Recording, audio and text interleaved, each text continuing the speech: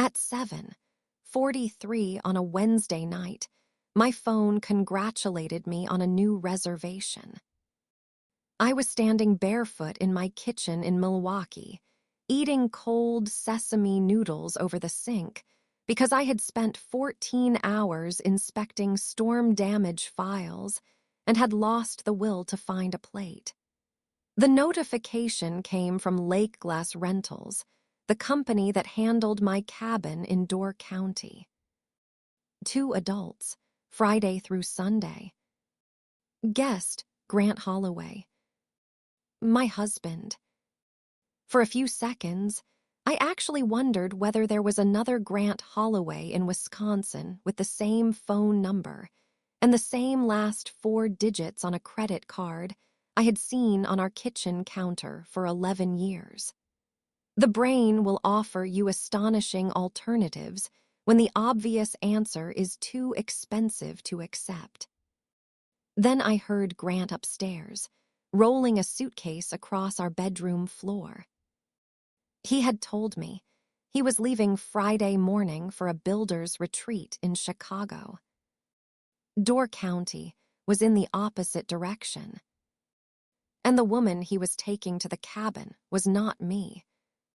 The part that made my hands go cold was not the affair. By then, I had been living with that truth for almost 3 months. It was the cabin. Grant thought Juniper House belonged to one of my corporate clients. He believed I inspected it twice a year for insurance purposes and occasionally helped the owner deal with contractors. He had believed that since before we were married. In reality, the deed carried one name. It was mine.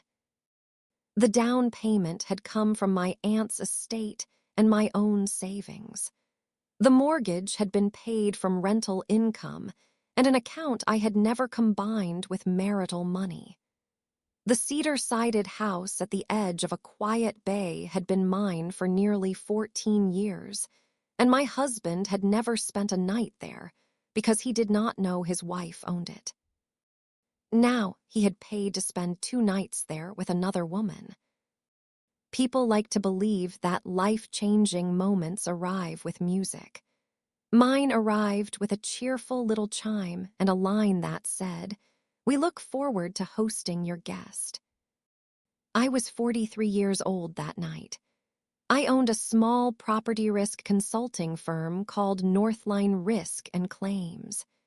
We did commercial inspections, insurance loss analysis, and the kind of unglamorous work that requires noticing what everybody else missed before a roof collapsed, a claim was denied, or a lawsuit began.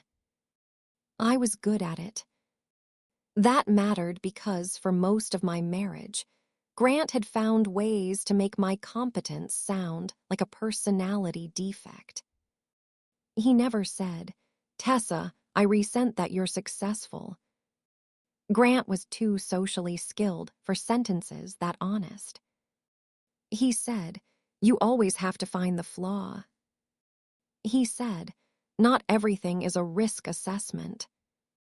He said, "Some people can walk into a room without calculating the exits." Then, whenever his renovation company ran short, he asked the woman who calculated exits to transfer money. Grant owned Holloway Renovation Studio, which sounded larger than it was. The website showed photographs of white kitchens, matte black fixtures, wide plank floors, and Grant in a fitted jacket staring thoughtfully at blueprints. He was excellent with clients. He could make a couple living in a 1970s ranch believe their kitchen remodel was an act of personal reinvention. He was less gifted at estimating labor, paying subcontractors on time, or admitting that a project was not profitable just because the photographs looked expensive. For 9 of our 11 married years, I quietly covered the gaps. At first, the transfers were small. $8,000 to bridge payroll until a client paid. $12,000 because a supplier had changed terms. Then $25,000 because a condo project stalled. There was always a reason. Grant's reasons arrived polished, whether delays, a difficult inspector, a wealthy client playing games, a subcontractor who had gone rogue, interest rates, materials, timing, anybody's judgment but his own. I told myself I was investing in our household. What I was really investing in was Grant's ability to avoid learning from consequences. The strange thing is that I understood consequences professionally. I could walk through a burned warehouse and tell you which failure happened first. I could look at photographs of a collapsed deck and reconstruct the years of shortcuts hiding beneath fresh stain. But inside my marriage, I kept treating repeated damage as isolated weather. That habit started long before Grant. My parents died in a car accident when I was 14. My father's older sister, Judith Langford, took me in. Aunt Jude was 52 then, unmarried, sharp-tongued, and capable of repairing a screen door, negotiating with a mechanic, and making lemon bars without measuring anything. She lived in a narrow brick house outside Madison and worked 30 years as a respiratory therapist. She had once been married in her 20s to a man named Paul who believed every shared resource eventually became his private reserve. RCE. Jude rarely spoke about that marriage, but when she did, she never dramatized it. "He didn't hit me," she told me once when I was 17 and stupid enough to ask why she had divorced him. "He just kept moving the fence until there wasn't any yard left that belonged to me." I did not understand then. Years later, I understood exactly. Jude had one principle she repeated whenever I romanticized dependence. "Love somebody," she'd say. "Just don't hand them the only copy of your life." She did not mean secrecy. I know that now. At 29, I heard it as permission to keep one thing outside the marriage I had not even entered yet. Jude died the winter I turned 28. She left me $92,000, a battered green canoe, a box of recipe cards, and a letter that was only 6 sentences long. The money felt too serious to spend casually. I added $48,000 from my own savings and started looking for property. That was how I found Juniper House. It wasn't charming in the way rental listings use the word. The cedar siding had gone gray. The deck leaned slightly toward the water. The kitchen had brown cabinets with brass handles shaped like leaves. One bedroom smelled faintly of mice. The shoreline was mostly stones, not sand. But the living room faced a bay so still in the mornings that clouds seemed to rest on it. There were 2 old juniper bushes at the edge of the deck, twisted by winter wind. I bought the place for $238,000. The first weekend after closing, I slept on the floor in a sleeping bag because the furniture had not arrived.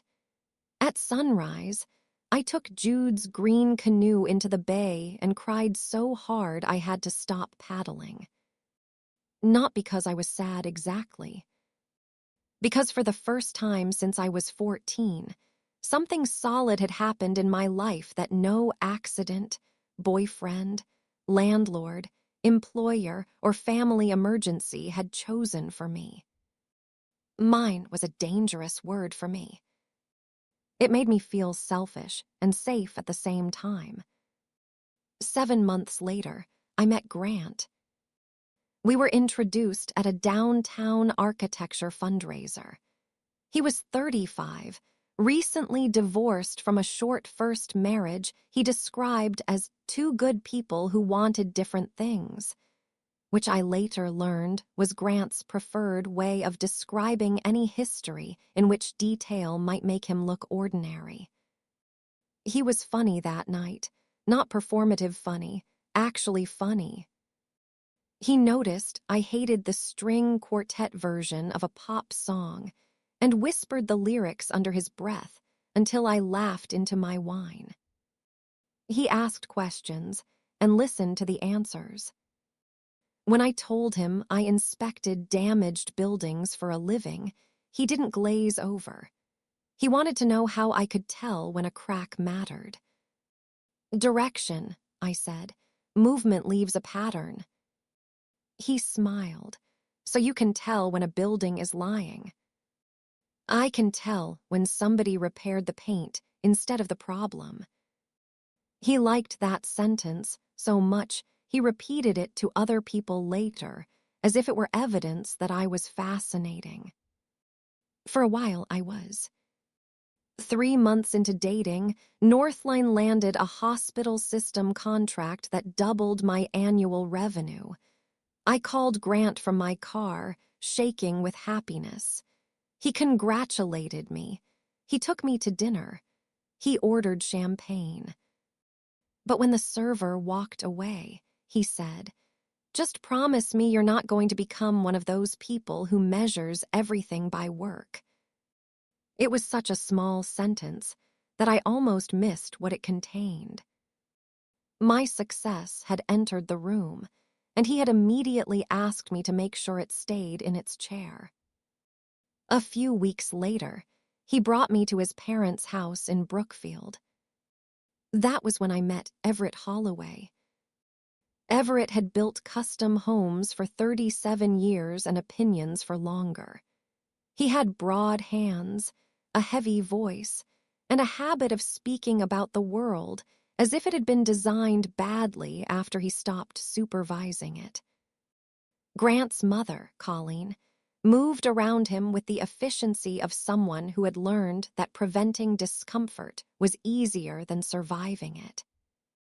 Dinner was prime rib. Grant's younger sister, Megan, was there with her husband. So was an uncle I never saw again. Somebody mentioned a local woman who had just been named president of her engineering firm. Everett cut into his meat and said, "Men keep marrying bosses and then act surprised when home starts feeling like work." Nobody challenged him. Grant laughed. Not because it was funny. I could see that even then. He laughed because his father's approval had a toll booth. On the drive home, Grant said Everett was old school and harmless. Then he asked about the lake property I had mentioned once. I remember the exact exit sign we were passing when I lied. "It's not mine," I said. "It belongs to a client. I just keep an eye on it for them." Grant nodded and changed the subject. I felt relieved. That relief should have terrified me. Instead, I treated it as proof that I had solved the problem. By the time Grant proposed, the lie had become architectural. You could not remove it without finding out what else it held up. I told myself Juniper House was not relevant to our marriage because it had been mine before Grant, because rental income covered its expenses, because I never asked him to fix a gutter or pay a tax bill or choose a couch. Lake Glass Rentals handled guests. A local handyman named Russ handled repairs. Loretta Briggs, a retired librarian who lived 2 houses down year-round, texted me whenever a storm knocked a branch into the yard or a renter left kayaks unsecured. I visited during weekday inspections, winter maintenance weekends, or days when Grant thought I was working in Green Bay. Sometimes I went only for 6 hours. I would open the windows, sweep pine needles off the deck, sit with coffee at the end of the dock, and drive home before dark. The cabin was not an escape plan in the dramatic sense. I never kept a suitcase there. I never imagined leaving Grant in the middle of the night. It was more troubling than that. Juniper House was the place where I did not have to make myself easier to love. I could leave a stack of industry journals on the table. I could spend 3 hours comparing contractor bids. I could eat soup for dinner without Grant asking if I was in a mood. I could be silent without somebody deciding silence meant judgment. The cabin held the version of me I kept editing everywhere else. That was my responsibility, too. I need to say that clearly. Grant did not force me to hide Juniper House. I chose secrecy because I was afraid that telling the truth would create a conflict. I did not trust myself to survive without surrendering something. That fear came from somewhere real. But fear can explain a bad decision without turning it into a good one. For years, I could have told him. For years, I could also have left. Instead, I built a marriage around the hope that if I reduced friction, love would remain stable. That is not the same thing as peace. The first time I seriously wondered whether Grant was having an affair came after our 11th anniversary. He organized a party at a private event space overlooking the Milwaukee River. I had expected dinner for 2. Grant invited 23 people. Clients, contractors, his parents, 2 men from a real estate investment group he wanted to impress. There was a projector cycling through photographs of Holloway renovation studio projects.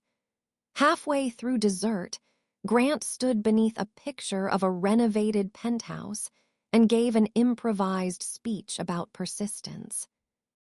He thanked his team. He thanked his father for teaching him how to build. He thanked a lender.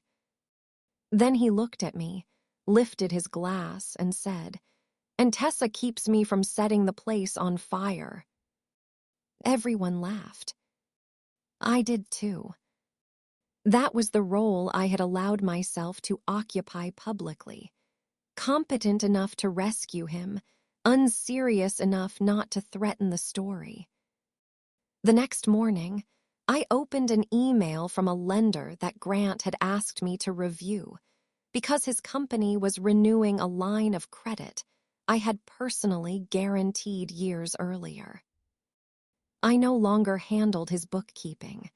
I had stopped after Northline grew. But because my name was still attached to that guarantee, the bank sent me a risk disclosure package. Buried in it was a 6-month transaction summary from a business card I did not recognize. A cocktail bar in Madison, 4 times. A boutique hotel near the Capitol, twice. A jeweler in the 3rd Ward.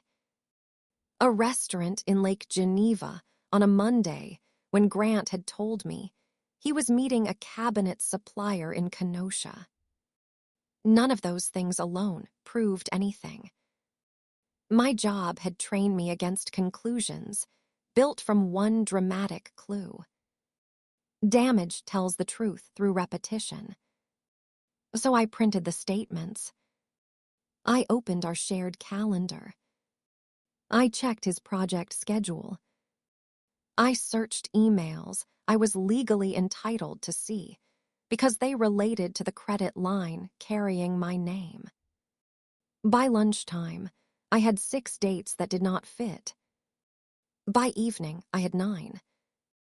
At 1:17 in the morning, I was sitting at my dining table in the dark with a yellow legal pad and a realization so clean it barely felt emotional. Grant was spending time and money on someone he was hiding from me. I did not know who. I did not know how far it had gone. I only knew the pattern was moving. The next day, I called Diane Kessler.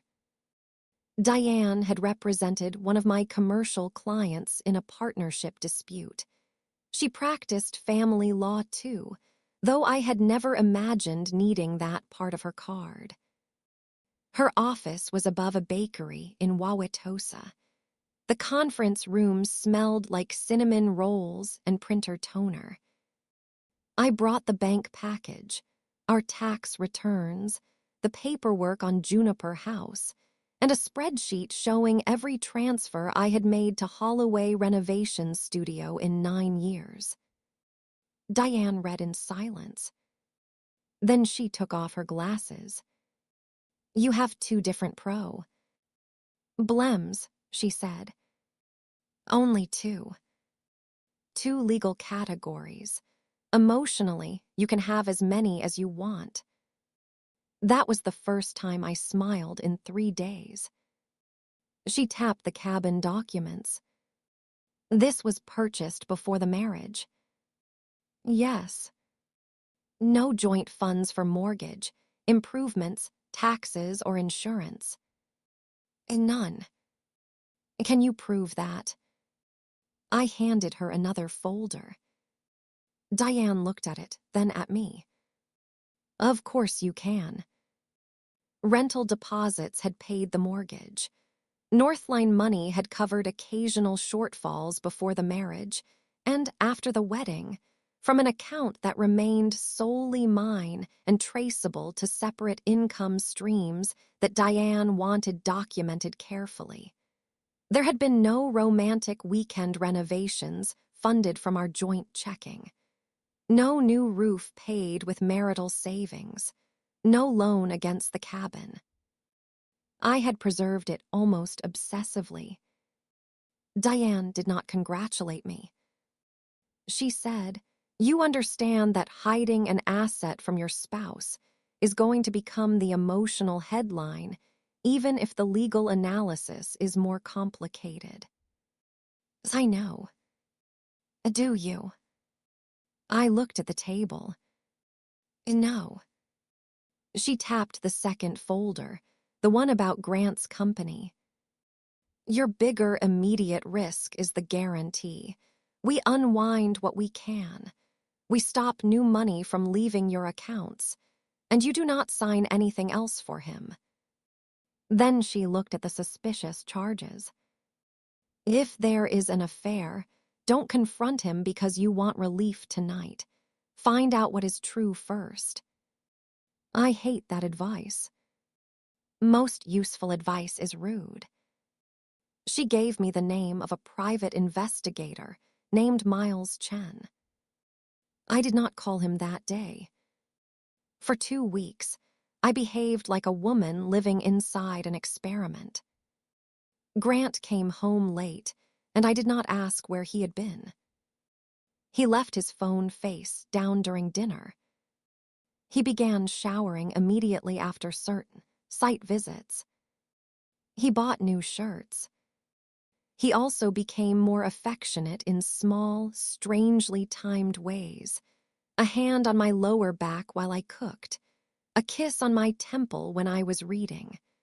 Coffee delivered to my office one morning with a note that said, "Don't forget I adore you." The note hurt more than the hotel charges. It suggested that somewhere in Grant's mind, affection and deception were not opposites. They could occupy adjacent rooms without disturbing each other. I called Miles. He was in his 50s, wore plain wire-frame glasses, and had the forgettable face of a man who had probably built a career out of being present without becoming memorable. I gave him Grant's vehicle information and work schedule. Then I went home and made salmon for dinner. That was the beginning of the strangest period of my life. Knowing enough to grieve, not enough to act, and far too much to return to innocence. 2 Sundays later, we had dinner at the Holloways. Everett was 71 now, and recovering from knee surgery, which had made him meaner in the way forced dependence sometimes makes proud people mean. Megan was talking about a promotion she had turned down because the travel would be hard on her family. Everett nodded approvingly. Some things matter more than a title. Then he looked at Grant. Your mother knew how to build a life around a family. Colleen smiled without looking up. I watched Grant's jaw tighten. Later, Everett told a story about Grant at 16, how he had quit a summer roofing job after 2 days because of the heat. Grant laughed with everyone else, but I saw his hand close around his water glass. That night, something inside my anger changed shape. I understood that Grant had spent his life auditioning for a father who liked winners and enjoyed producing losers. I understood why money embarrassed him when it came from me. I understood why he needed rooms to turn toward him. And I understood something harder. My sympathy had been part of the machinery. Every time I quietly replaced money he lost, every time I downplayed a contract I won, every time I let him introduce me as the cautious one, while he described himself as the visionary, I had protected him from the humiliation he feared. I had also protected him from adulthood. Understanding the wound did not make the knife less sharp. But it stopped me from believing I could heal him by bleeding more carefully. A month after I met Diane, Grant came into my office on a Friday afternoon carrying a presentation binder. He had never liked my office. Northline occupied the second floor of an old Cream City brick warehouse, all glass walls and exposed beams. Grant called it industrial chic, even though I had chosen the space because the rent was reasonable and the freight elevator worked. He spread renderings across my conference table. A small apartment conversion near Bayview. 12 units. Historic tax credits. Premium finishes.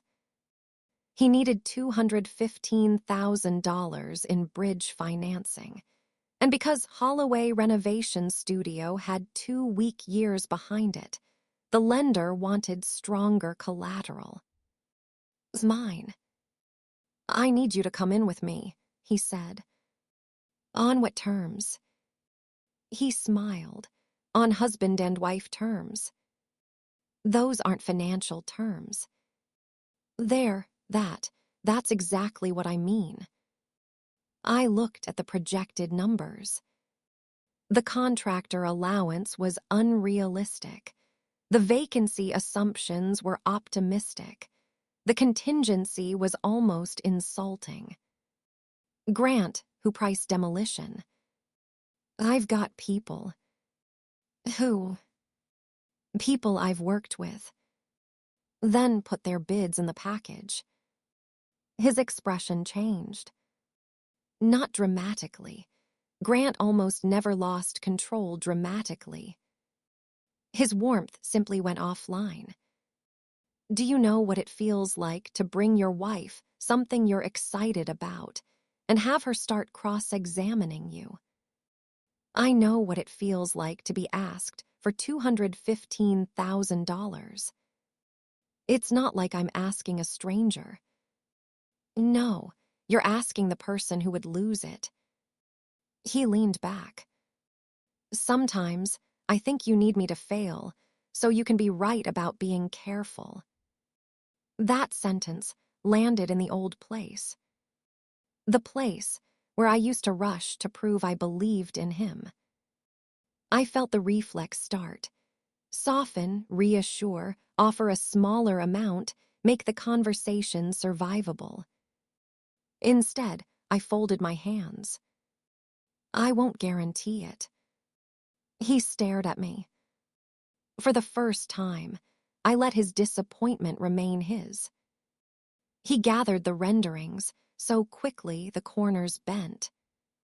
At the door, he said, "You know, support isn't supposed to feel like an underwriting committee." After he left, Camille Ruiz, my operations manager and closest friend, appeared in the doorway holding 2 coffees. She looked at the binder marks on the table. Was that a marriage conversation or a money conversation? Yes. Camille had known me for 8 years. She knew about Juniper House because she was the emergency contact on Northline's business continuity plan, and because secrets become dangerous when nobody trustworthy knows where the exits are. She did not know about the affair yet. I told her. All of it. The charges, Diane, Miles, the guarantee, the apartment project. Camille listened without interrupting.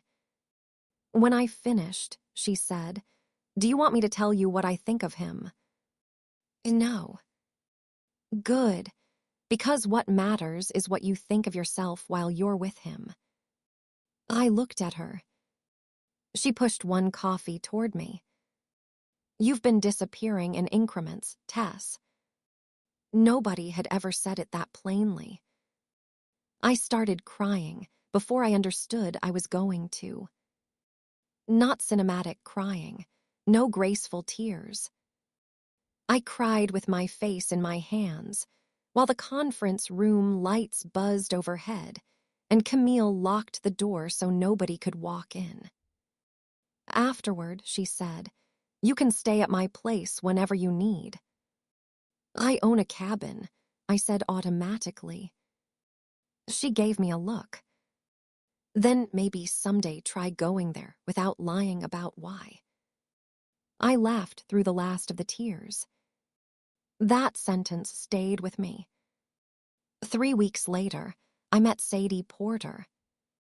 I did not know her name before that evening. Grant's firm was hosting a design showcase in a renovated warehouse in Walker's Point. He wanted me there. He always wanted me at events where being married to a competent professional made him look stable. Sadie was an independent lighting designer. 32, maybe 33. Short dark blonde hair tucked behind one ear, black jumpsuit, silver rings. She was standing with Grant beside a sculptural pendant light when I arrived. I noticed his posture before I noticed her face. Grant was leaning toward her. Not touching. He did not need to. I had once been the person who caused that exact angle in his body. He introduced us. "Tessa, this is Sadie. She's the reason the Franklin project doesn't look like a dentist's office." Sadie laughed. "That's generous. I changed 6 fixtures." She shook my hand. Her expression was open. Nervous, maybe, but not guilty enough for certainty. "I'm glad to finally meet you," she said. Finally. One word.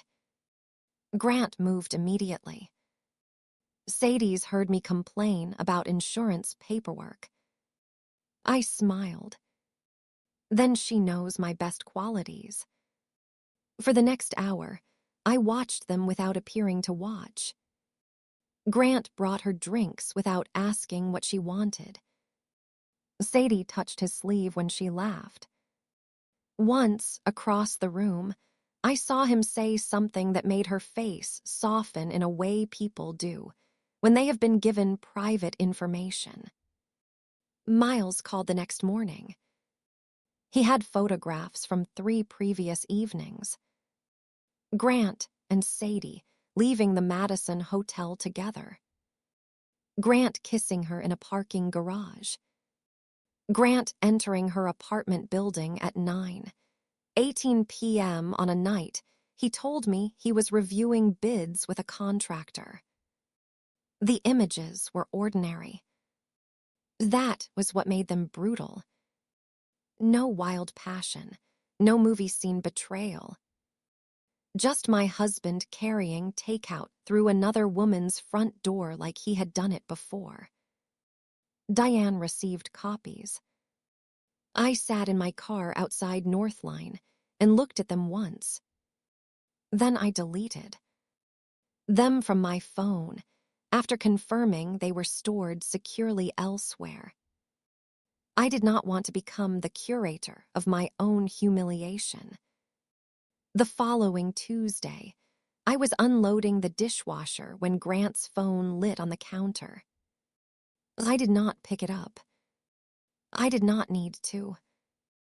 A message preview appeared under Sadie's name. Friday can't come fast enough. I need quiet water and no one asking questions. Then the screen went dark. Grant walked in from the garage a few seconds later. He pocketed the phone and said, "What are you doing this weekend?" The question was almost impressive. "Camille and I may work Saturday," I said. He nodded. "I've got that builder's thing in Chicago, probably boring as hell." "Probably." He kissed my cheek. 3 days later, at 7:43 p.m., Lake Glass Rentals sent me the reservation. Grant had not chosen a random cabin. He had chosen mine. And I knew exactly how he had found it. 6 weeks earlier, I had been at our dining table reviewing photographs from Lake Glass because the deck rail needed replacement. Grant had walked behind me, glanced at the screen, and stopped. "That's your client's Door County place." I minimized the window too quickly. He noticed. I remember that now. At the time, I thought he was curious. The photographs showed the bay, the fireplace, the long table I had built from salvaged maple, and the cedar deck with the green canoe pulled upside down beneath it. "Nice," he said. "Does the owner rent it?" "Most of the year." "Through who?" "Lake Glass." Then he walked away. I had spent years imagining the danger was that Grant might discover Juniper House belonged to me. I had never imagined he would use my lie as a recommendation. Upstairs, the suitcase wheels crossed the floor again. My phone showed the reservation total. $946 for 2 nights, including cleaning and service fees. Some portion of that money would be deposited into my property account. I laughed. Once. A short, ugly sound. Then I opened the owner portal and read the guest note. Anniversary weekend, hoping for privacy. Our anniversary had been 6 weeks earlier. I sat at the kitchen table until the screen dimmed. Grant came downstairs carrying his weekend bag. "You're still working." "Apparently." He poured himself water. For one impossible second, I wanted to ask him directly. "Who are you taking to my house?" Not "where are you going?" Not "are you cheating?" My house. The words rose into my throat and stopped there. Diane had told me not to confront him before we had everything documented. Miles already had proof of the affair, but the cabin changed the geometry. If Grant stayed there with Sadie, the reservation, arrival record, photographs, and property ownership would form a clean timeline. More important, Diane was preparing to separate my finances from the business guarantee. I needed 48 hours of discipline. I had lived 11 years, making myself smaller to protect Grant's feelings. Now I had to stay quiet for 2 days to protect myself. Those are not the same silence. But my body did not know the difference yet. Before dawn, I took the Juniper House key from the metal cash box in our basement and put it in my purse. The green leather tag on it still carried Jude's last name, my last name, in faded black marker. Friday morning, Grant repeated his Chicago story over coffee with the careful confidence of someone who had rehearsed it. "Drive safe," I said. He smiled. "I'll try not to have any fun." He carried his bag to the garage. I waited at the front window. At the end of our street, the route to Chicago required him to turn south toward the interstate. Door County was north. His SUV paused at the light, then turned north. I did not feel my heart break. That had been happening quietly for months. What I felt was the last internal argument end. At 10:12, Miles texted me. "Following." By late afternoon, Miles had documented Grant and Sadie arriving together at Juniper House, and Lake Glass had recorded their check-in. I was sitting in Diane's office when the confirmation reached me. She read the screen. Then she looked at me. "You have enough." I nodded. "We file Monday. You do not need to go there." "I know." "I'm serious, Tessa." "So am I." Diane's phone buzzed. Mine did too. A text from Loretta Briggs. She was 76 and believed every visitor to Door County could be sorted into one of 3 categories: decent people, people who needed directions, and people who should not be allowed near a dock. "Hope your renters brought jackets," she wrote. "Wind's turning tonight." Underneath was a photograph taken from her yard. Sadie stood on my deck, wearing one of the thick plaid blankets I kept in the living room. In her hands was a blue enamel mug from a mismatched set Aunt Jude had used when we camped. Behind her, Grant was pointing toward the bay. The green canoe was visible beneath the deck. I stared at that canoe. Jude had taught me to paddle in that canoe after my parents died, when I was 15 and angry at the whole world. During a sudden storm, she had made me look past the waves and choose a point on shore. Now there was my husband, in my house, showing another woman the canoe as if he belonged beside it. Something in me became very calm. I told Diane, "I'm going tomorrow." She closed her eyes briefly. She repeated her rules. No threats, no touching, no theatrics. "I don't need a scene." "What do you need?" I looked at Loretta's photograph again. "To stop asking permission to exist in my own life." Diane did not smile, but her voice softened. "Then know what it costs before you buy it." I left Milwaukee Saturday morning before 8. The drive north took a little over 2 hours. I had plenty of time to turn around. I listed the consequences the way I would on a client file. Grant would learn about Juniper House. The Holloways would call my secrecy proof that I was cold, controlling, dishonest. Friends would choose whichever story required less explanation. The cabin might become a subject in legal correspondence instead of the one place untouched by my marriage. Every cost was real. Then I thought about Camille telling me I had been disappearing in increments. I kept driving. The sky over Door County was pale and windy. By the time I turned onto the narrow road by the bay, my hands had stopped shaking. Grant's SUV was in the gravel drive. I parked along the shoulder, leaving him room to get out. Diane's instructions had been specific.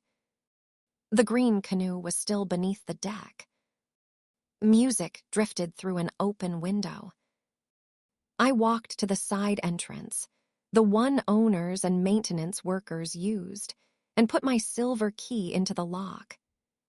The door opened into the kitchen. Sadie was at the long maple table, cutting peaches. Grant stood at the stove in socks, making eggs in my cast-iron skillet. He turned. For 1 second, his face was completely unguarded. Then the familiar machinery started. "Tessa, what are you doing here?" I set my purse on the counter. Sadie looked from him to me. Grant recovered first. "This is the property I told you about, the client place. Tessa does inspections for them." "No," I said, "I don't." He frowned. I could hear the refrigerator humming. "The cabin is mine, Grant." Sadie's knife stopped against the cutting board. Grant laughed once, but nothing in his face joined it. "What are you talking about?" "I bought it before we met. Lake Glass manages the rentals. The reservation notice came to me Wednesday." He stared. I watched the moment he understood that I had known where he was going before he left our driveway. Sadie stood up. "Grant." He raised a hand toward her without looking away from me. "Just give me a second." She did not. "You said you and Tessa had been separated for months." That was new.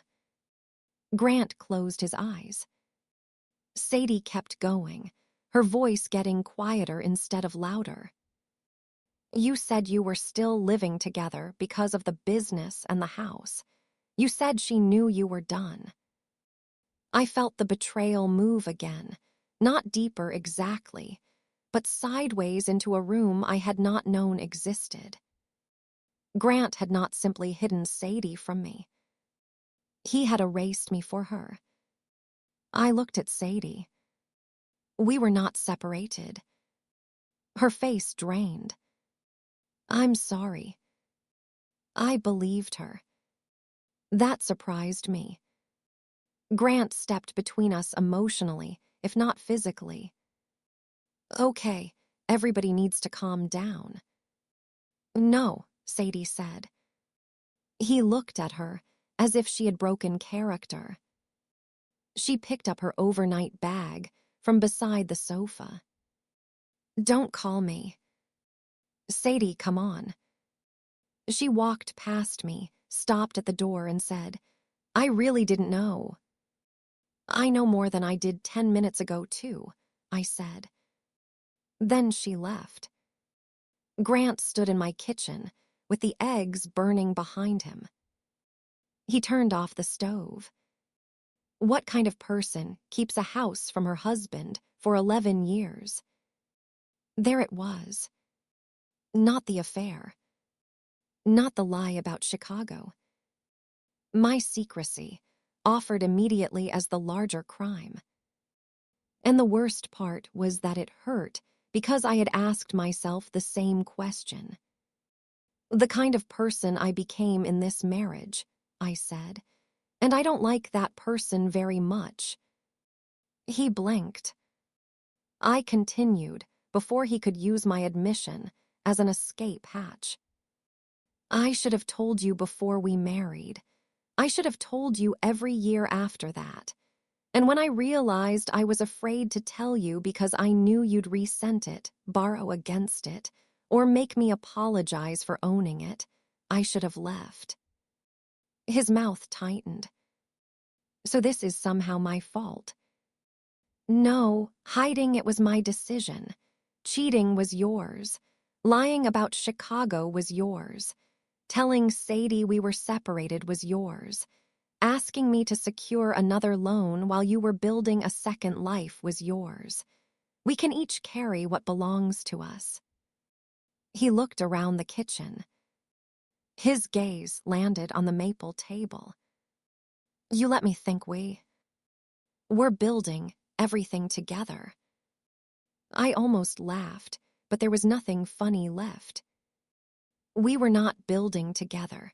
I was stabilizing what you kept calling yours. He started listing the good years then. Trips, Christmas mornings, the kitchen he renovated at our Milwaukee house, the night he stayed with me in the emergency room after I slipped on ice and broke my wrist. I let him. Those things had happened. Then he said the sentence that ended any remaining confusion. If you loved me, you would have trusted me with this place. I looked at him. If you loved me, you would have come here with me. Silence. Not a victory. Just an answer. I told him Diane would contact him Monday, and that I was staying at Camille's when I returned to Milwaukee. He asked if I had planned all of this. No, you plan the weekend. I just received the booking. His face twisted. For a moment, I saw the boy at Everett's dinner table, terrified of being laughed at. I loved that boy. I was done financing the man he had become. 3 days later, the Holloways tried to hold an intervention. Colleen invited me over to talk calmly. When I arrived, Everett, Megan, and Grant were already there. I should have left. Instead, I stayed long enough to hear Everett say that a wife who hid property had poisoned the well. Grant said almost nothing.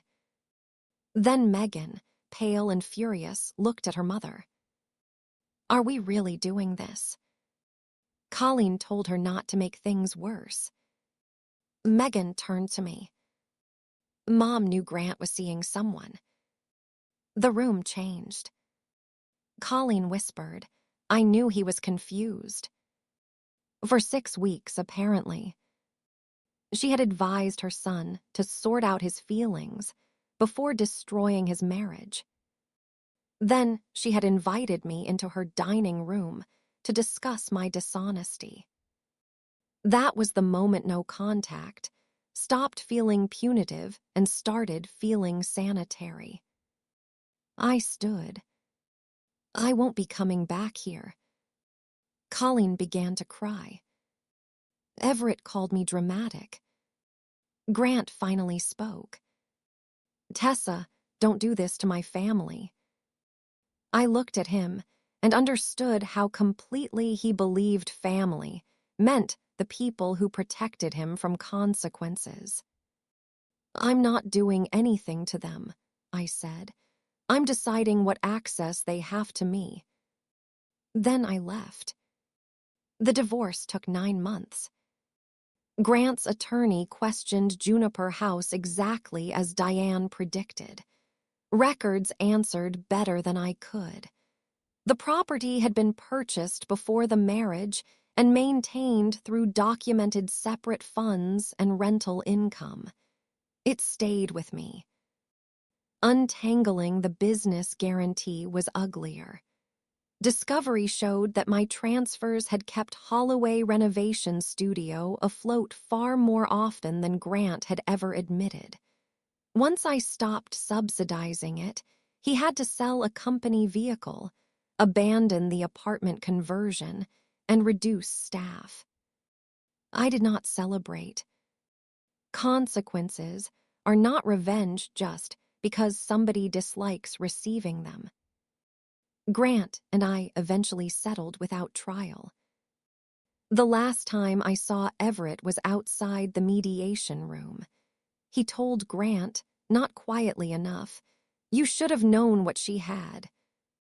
In Everett's world, even betrayal was not a moral failure. It was poor asset discovery. I stopped wondering how I could have loved Grant. I knew exactly how. But loving someone does not require giving them permanent jurisdiction over your life. I changed my name back to Tessa Langford. I kept Northline.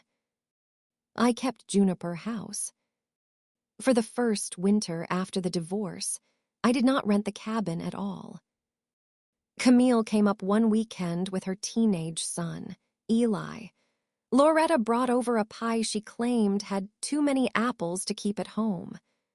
Diane visited once and refused to discuss law after dinner. We played cards at the maple table. Nobody needed me to make myself less competent, so they could feel more important. Nobody asked what the cabin was worth. On Sunday morning, Eli found Jude's green canoe hanging in the shed and asked if I would teach him to paddle when the lake warmed. "Sure," I said. Then he asked the simplest question anyone had asked me in years. "Did you always want a place like this?" I looked through the window at the bay. "No," I said. "I think I wanted to know I could have a life that was mine without it meaning I loved other people less." He considered that, nodded, and went back to looking for pancake mix. In spring, I changed one thing at Juniper House. Not the locks. Not the furniture. I took down the small sign Lake Glass had used near the entry and replaced it with a carved wooden plaque. Juniper House. T-Langford. I stood there longer than necessary after I screwed it into the cedar. My name was visible from the driveway. Nothing terrible happened. That was the lesson I had avoided most of my adult life. A boundary is not proof that love failed. Sometimes it is proof that you finally stopped asking love to survive without truth. I still wish I had told Grant about the cabin before we married. Keeping it secret cost me some. Ething real, I will not rewrite myself as innocent just because he betrayed me worse. But regret is useful only when it teaches you where to live differently. I no longer keep people close by hiding the parts of myself that might inconvenience them. I no longer rescue adults from financial consequences and call it loyalty. And I no longer confuse being included in a family with being safe inside one. The cabin did not save me. The money did not save me. Even the evidence did not save me. What saved me was finally believing that I was allowed to know what was true and act accordingly, even if other people called that cruelty, because my silence had been more convenient for them. If this story reminds you of someone who has been shrinking to keep a family comfortable, send it their way. Tell me in the comments what boundary changed your life. Subscribe to After Silence Stories, and I'll meet you in the next episode.